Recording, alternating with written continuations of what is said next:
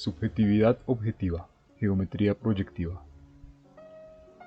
Siglos después, en el Renacimiento, una cultura con renovada confianza redescubrió a Platón, retomó su cruzada por el ideal y a la vez abandonó su alejamiento del mundo. Los artistas y los artesanos humanos marcaron el camino. El desafío al que se enfrentaron es muy básico.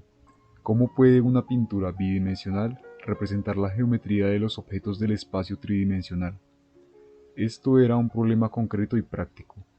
En un tiempo en que no se conocía la fotografía y en que unas significativas fortunas privadas se estaban acumulando, los patrones querían tener imágenes que ofrecieran un registro permanente de cómo eran realmente ellos y sus posesiones.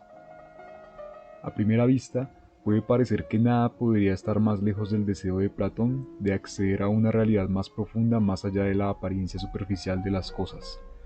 La ciencia artística de la perspectiva trata por entero de capturar la apariencia superficial de las cosas.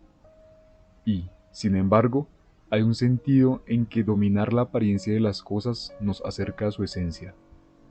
Porque, entendiendo cómo la misma escena puede parecer diferente según el punto de vista desde el que se percibe, aprendemos a separar los accidentes del punto de vista de las propiedades de la cosa en sí misma.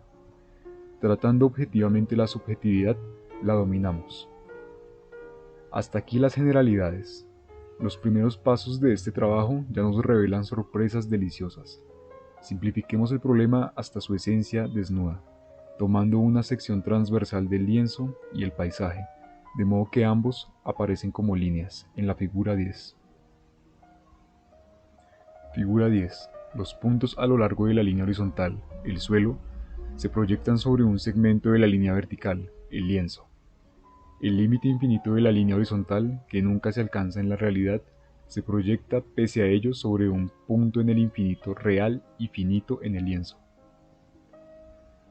Los puntos de nuestro paisaje simplificado al máximo, un plano horizontal que se reduce en sección transversal a una línea, proyectan la luz en líneas rectas hacia el espectador. Son las líneas discontinuas de la figura. Siguiendo esas líneas hasta su intersección con el lienzo, cuya sección transversal es la línea gruesa vertical, determinamos dónde los distintos puntos del paisaje deben aparecer en la pintura. Como se ve, los puntos cada vez más lejanos se proyectan cada vez más arriba en el lienzo. Pero cuando consideramos puntos del paisaje cada vez más distantes, la velocidad a la que sus imágenes escalan por el lienzo va reduciéndose. Los rayos de luz que los conectan tienden a un límite horizontal, representado en la figura por la línea de puntos. Esa línea límite no corresponde a ningún punto real del paisaje y, sin embargo, interseca el lienzo en un punto específico. Justo ante nuestros ojos ha ocurrido un milagro conceptual. Hemos capturado el infinito. Cuando miramos el paisaje, hay un horizonte. El horizonte no es una cosa física, sino una idealización. Representa la frontera de nuestra visión y yace a una distancia infinita. Y aún así, la imagen que el horizonte proyecta en nuestro lienzo es incuestionablemente real. Es un punto único y específico, el punto en el infinito. Otras maravillas nos esperan cuando restauramos tanto el lienzo como la base del paisaje, ambos un plano, a sus dos dimensiones originales. Supongamos, para simplificar, que el lienzo es perpendicular a la llanura. Ahora tenemos que imaginar muchas líneas rectas en el paisaje. Cada una se extiende hasta el horizonte, y cada una proyecta su punto en el infinito asociado sobre el lienzo. Descubrimos, sin embargo, que todas las líneas paralelas de la llanura se dirigen hacia el mismo punto del horizonte. Esto salta a la vista en la figura 11. Figura 11. Las paralelas se encuentran en el horizonte, en un punto de fuga común. Una vez que estás atento a este fenómeno, lo verás por todas partes a tu alrededor. Llamamos a este punto el punto de fuga de la familia de paralelas. En el idioma adecuado para el lienzo, podemos decir que las líneas paralelas se encuentran en el punto de fuga. Aquí la poesía mística emerge como una descripción directa de la realidad artística. Distintas familias de líneas paralelas definen distintos puntos de fuga, que juntos definen el horizonte. Si lo proyectamos de vuelta al lienzo, el horizonte genera una línea horizontal, capturando el horizonte como una colección de puntos al infinito. El horizonte conceptual, en otras palabras, se proyecta sobre el lienzo como la línea tangible al infinito. Descubrimientos como estos emocionaron y fortalecieron al artista, científico, ingeniero renacentista Brunelleschi. Desarrolló esas percepciones en una técnica poderosa para producir dibujos realistas. En un famoso experimento, utilizó la geometría proyectiva para dibujar una representación precisa del aspecto que tendría el baptisterio de San Juan, en Florencia, visto desde la entrada de una catedral vecina, entonces en construcción. Como se muestra en la figura 12, lo organizó de forma que un espectador pudiera comparar el dibujo reflejado en un espejo con el baptisterio de verdad, revelado cuando se retira el espejo. Un agujerito en el dibujo permitía la visión. Figura 12. Artilugio de Brunelleschi para comparar su dibujo, basado en la nueva ciencia de la perspectiva, con la realidad. Esta ingeniosa demostración produjo una enorme impresión en los artistas de la época, que adoptaron con entusiasmo las técnicas de Brunelleschi y las desarrollaron con ímpetu. Poco después, el júbilo exuberante de la perspectiva infundía obras maestras como Entrega de las llaves a San Pedro, lámina G, de Pietro Perugino. Lámina G, Entrega de las llaves a San Pedro, de Perugino, la alegría de la perspectiva. La perspectiva es aquí un jugador activo que aporta un sentido especial de orden, armonía y autoridad a este acontecimiento fundacional de la Iglesia Católica. El fresco está en la Capilla Sixtina.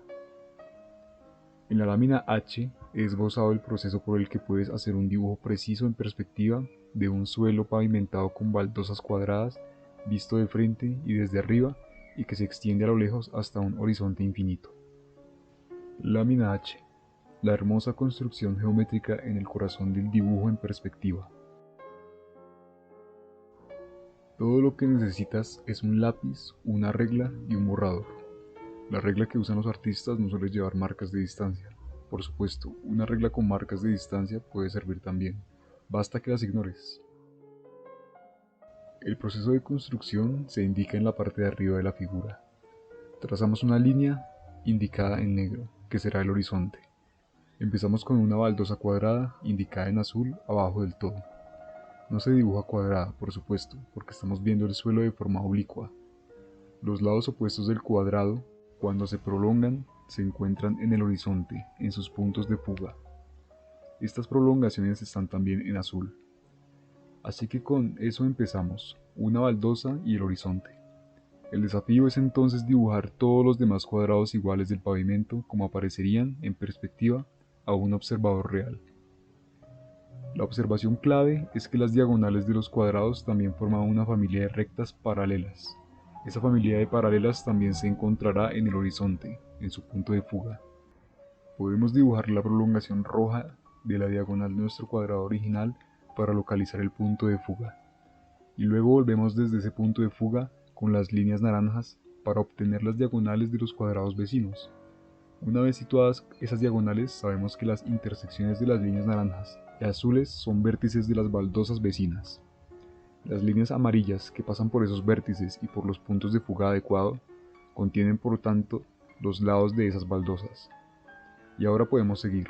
Las intersecciones de las líneas amarillas laterales con las líneas naranjas diagonales son los vértices de nuevos cuadrados.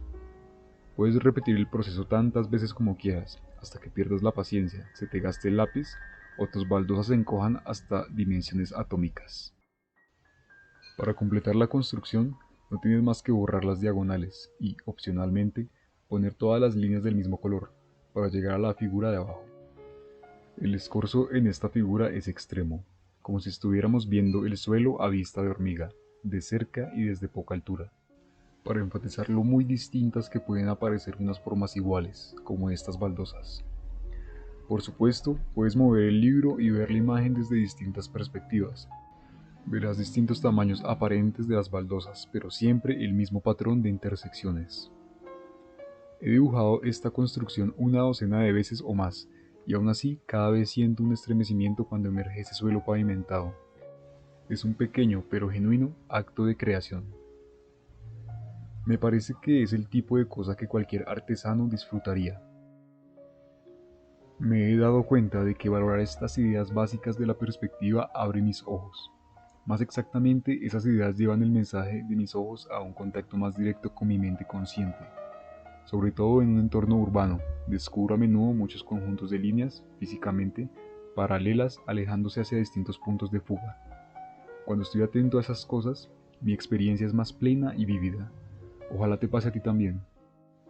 Mediante una imaginación disciplinada, trascendemos la caverna de la sensación ignorante. Cuestiones de perspectiva, relatividad, simetría, invariancia, complementariedad.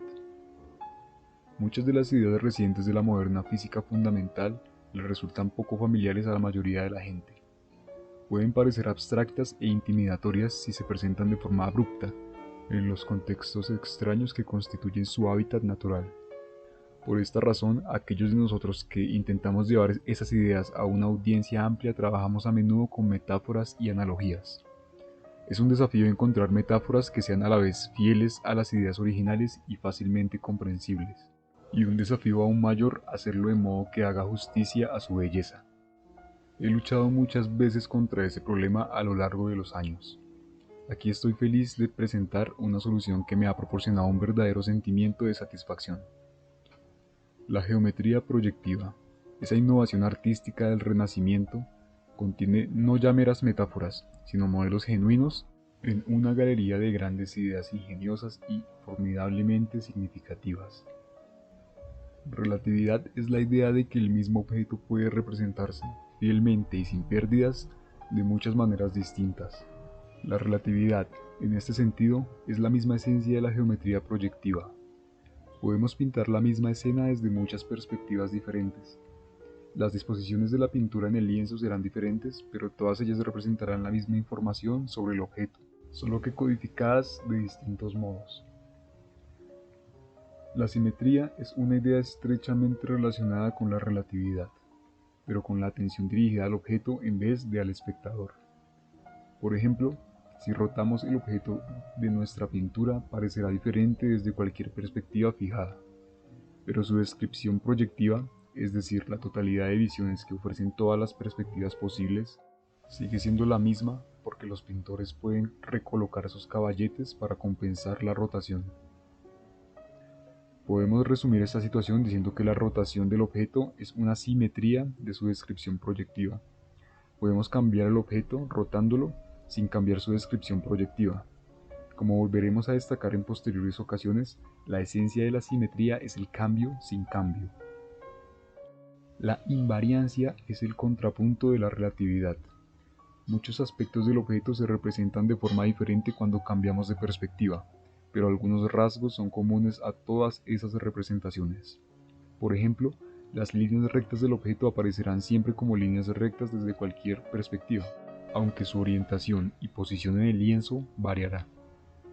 Y si tres líneas rectas se intersecan en el objeto, sus representaciones se encontrarán en un punto, desde cualquier perspectiva.